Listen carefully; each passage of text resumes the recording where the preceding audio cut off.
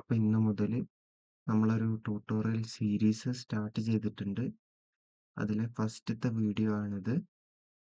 അപ്പോൾ ഇതിൽ നമ്മൾ പറയാൻ പോകുന്നത് ബ്ലെൻഡറിൻ്റെ ഇൻസ്റ്റാളേഷൻ ബേസിക് UI കാര്യങ്ങളൊക്കെയാണ് ഈ വീഡിയോയിൽ ഉൾപ്പെടുത്തിയിട്ടുള്ളത്.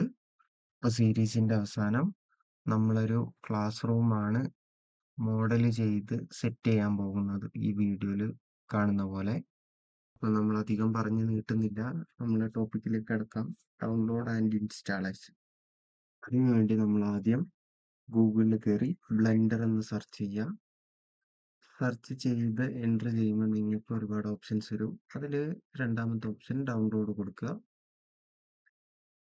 അങ്ങനെ ഡൗൺലോഡ് കൊടുത്തു കഴിഞ്ഞാൽ നിങ്ങൾ ബ്ലെൻഡറിൻ്റെ സൈറ്റിൽ തന്നെയാണ് കയറുന്നത്. അതിൽ നമ്മൾ ചെയ്യാൻ പോകുന്നത് 5.1 ആണ് ലേറ്റസ്റ്റ് ഓപ്ഷൻ സെലക്ട് ചെയ്ത് ഓൾറെഡി സെലക്റ്റഡ് ആയിരിക്കും ഇതിൽ.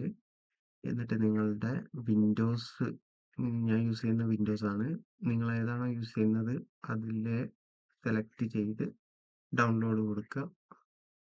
ഡൗൺലോഡ് ചെയ്ത് ഇൻസ്റ്റാൾ ചെയ്തതിൻ്റെ ശേഷം ഇങ്ങനെയാണ് അതിൻ്റെ ഇൻ്റർഫേസ് കാണിക്കുക.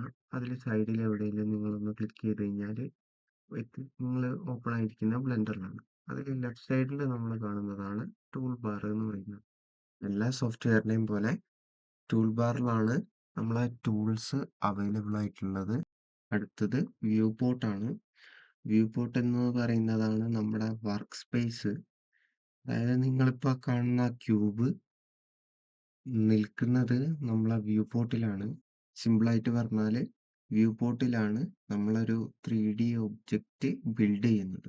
അപ്പോൾ അടുത്തതാണ് ഔട്ട്ലൈനർ എന്ന് പറയുന്നത്. ഔട്ട്ലൈനർ എന്ന് പറഞ്ഞാൽ നമ്മളെ വ്യൂ പോർട്ടിലുള്ള ഒബ്ജക്റ്റുകൾ ലിസ്റ്റ് ചെയ്ത് കാണിച്ചു തരുന്ന ഒരു വിൻഡോയാണ് ഔട്ട്ലൈനർ എന്ന് പറയുന്നത്. അപ്പോൾ അടുത്തതാണ് പ്രോപ്പർട്ടീസ് പാനൽ.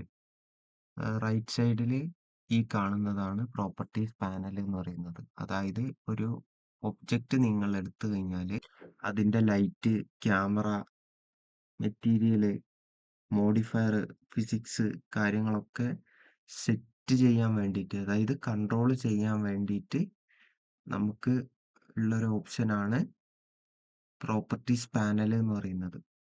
അടുത്തതാണ് ടൈം ലൈൻ.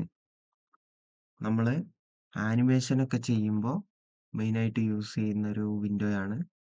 ഇതിലാണ് നമ്മൾ കീ ഫ്രെയിംസ് കാര്യങ്ങളൊക്കെ സെറ്റ് ചെയ്ത് ചെയ്യുന്നത്. ഇപ്പോൾ ആനിമേഷൻ്റെ ഇത് പഠിക്കുമ്പോൾ നമ്മൾ ഡീറ്റെയിൽ ആയിട്ട് ഇതിനെക്കുറിച്ച് പഠിക്കും. അപ്പോൾ ഇന്നത്തെ വീഡിയോ ഇത്രയേ ഉള്ളൂ.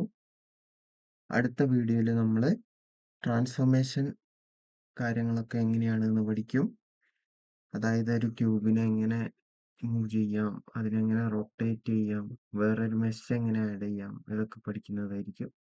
അപ്പോൾ അടുത്ത വീഡിയോയിൽ കാണാം.